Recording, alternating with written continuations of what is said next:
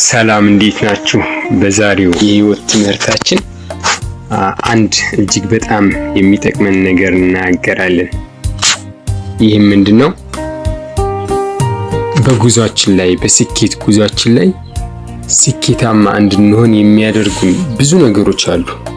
ዛሬ ግን የምናገረው ስኬታማ እንዳንሆን እንቅፋት እየሆነብን ያለ አንድ ትልቅ ነገር ነው። በደንብ አድርገን እንመለከተዋለን። ስለዚህ ይህንን ችግር ከህይወታችን ስናስወጣው በህይወታችን ትልቅ እፎይታን ነው የምናገኘው። ለስኬታችን እንቅፋት እየሆነብን ያለው ነገር ምንድነው የሚለውን ቀጥለን እናያለን።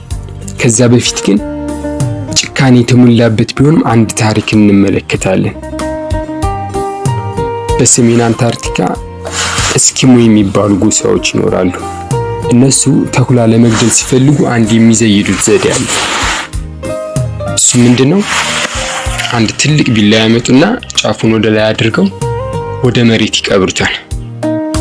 ከዛ ላዩ ላይ የበግ ደም ይቀቡታል። የበግ ደም ቀብተው ወደ ቤታቸው ይሄዳሉ። ከዛ ተኩላው ይመጣና እያሸተተ መጥቶ ያን የበግ ደም መላስ ይጀምራል። ከዛ ይልሳን እየላሰ ይሄዳል። ከዛ ስለሚጣፍጠው በደንብ ፍጥነቱን እየጨመረ ይሄዳል። ሳያስበው ምላሱን ይቆርጥ። ከዛ ይሄኔ ደግሞ አያልቅም። በቃ እሱ እየላሰ ይሄዳል። ይጣፍጠዋል። እየላሰ ይሄዳል። የራሱን ደም ስለሆነ የሚጠጣው በሁለተኛው ቀን ሲመጡ ያ ተኩላ ሙቶ ይገኛል። ተኩላ ለመግደል ይሄን ዘዴ ይጠቀሙበታል።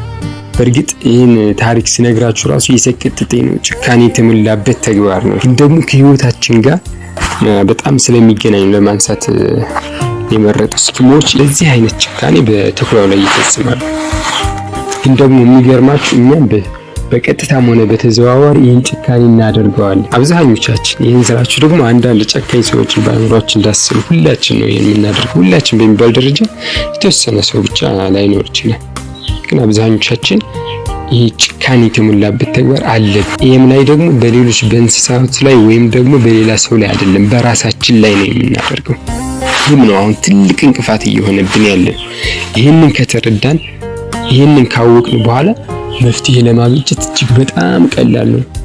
መንገዱ እየተደላደለልን ይመጣል። ይህ ተኩላ ባለማወቅ የራሱን ደም ጠጥቶ እንደሚጨርሰው እኛም ደግሞ አውቀንም ሳናውቅም ይህንን ተኩላው ራሱን በራሱ እንደሚጎዳው እኛ ራሳችን በራሳችን የምንጎዳበት አንድ ነገር አለ። እንደ ተኩላው ሳናውቀው ቢላውን እየላስን ህይወታችን የምንጨርስበት 3 ነገሮችን እናገራለን። የመጀመሪያው ምንድነው? ሶሻል ሚዲያ ለተጠቀመበት ሰው ጥቅሙ በቃ ምንም ወደር የማይገኝለት ነገር ነው። ነገር ግን በአግባቡ ላልተጠቀመው ግን እንደዚሁ ህይወትን መጥቶ የሚጨርስ ነገር። አሁን በተለይ ቲክቶክ ከመጣ ወዲህ መጀመሪያ ላይ በፌስቡክ፣ በኢንስታግራም፣ በሌሎች ነበር። አሁን ደግሞ ቲክቶክ ላይ ከመጣ ወዲህ ይሄ ነገር በጣም ጨምሯል። ሰው ራሱን መቆጣጠር እስከሚያቅተው ድረስ። እንዳውም አንድ ልጅ ባለፈው ምን ሲል ሰማሁት? ስልኬን ሊሸጥ ነው አለ። ለምንድን ነው የምትሸጠው? ስልክ አይጠቅምህም እንዴ? ቲክቶክ ከፍቼ ቁጭ ካል አልነሳም፣ እዛው ነው የምውለው። ዳታ ወይም ካርድ ካልዘጋብህ አትነሳም ማለት ነው አለ። አረ እንደዛ አይደለም አለ። ጭራሽ ባትሪው ካልዘጋ አልነሳም። በቃ የስልኩ ባትሪ ካልዘጋ አይነሳም።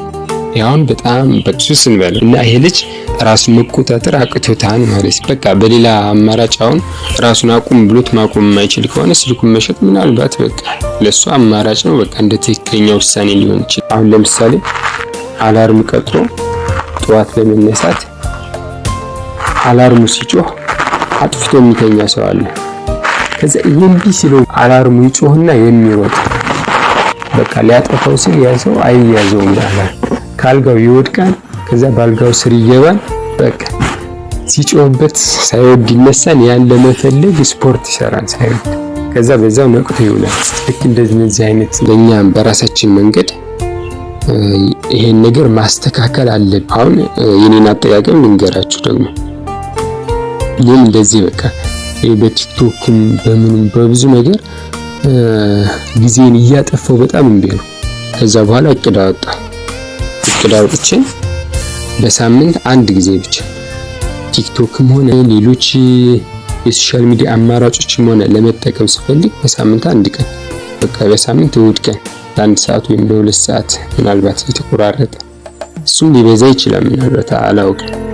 ግን ቀስ እያልኩ ማሻሻለው ነገር ይሆናል። ግን አሁን በቃ ሌላ ሰኞ፣ ማክሰኞ፣ ሮብ፣ ሐሙስ ምናምን ሲሆን የለመድኩት ልምድ የመጣብኝ የሆነ ቲክቶክ ሊገባ ስል ትዝ ይለኛል።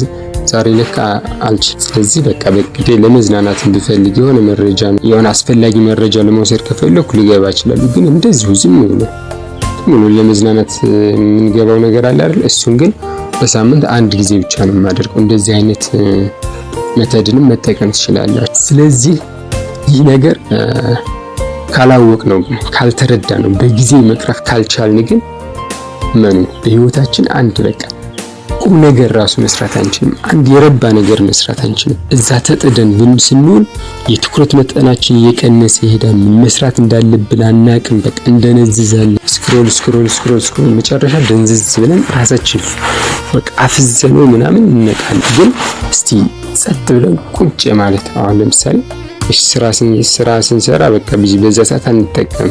ብዙ ጊዜ በምንቀመጥበት ሰዓት ነው። እስቲ ዝም ብለን ስንቀመጥ ለማሰብ አንዳንድ ጊዜ ይሄን ነገር እንጠቀምበት። እቺን ሰዓታችን ለማሰብ ምናልባት የሚገርም ነገር እናስብባት እንችላለን። ያቺ ቲክቶክ ላይ ስንገባ ግን ያቺ የምናስብበት ሰዓት ባከነችብን። በተዘዋዋሪ ምን እያደረግን ነው? ያ ተኩላ ባለማወቅ የራሱን ደም ጠጥቶ ጨርሷል። እኛም ደግሞ የራሳችን ጊዜ የራሳችን ህይወት አሁን በዚህ ደቂቃ የምናሳልፋት ጊዜ እንኳን ከህይወታችን እየተቀነሰች ነው ያለችው።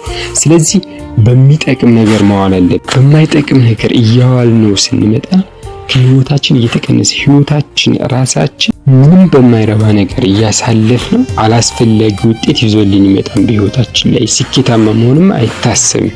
በቃ ኖርማል ሰው ሆነን መኖር ራሱ ያቅተናል። እንደዛ ከዚህ በመቀጠል ሁለት ሌሎች አሉ ከሶሻል ሚዲያ ውጪ የሆኑ ህይወታችንን እንዲህ የሚበሉብን ህይወታችንን ጊዜያችንን የሚያቃጥሉብን ነገሮች ሁለት ነገሮች አሉ። ግን ዛሬ ግን ቪዲዮ እንዳይረዝም ስለፈለኩ በቀጣይ በሁለተኛ ክፍል ይዤላችሁ እመጣለሁ።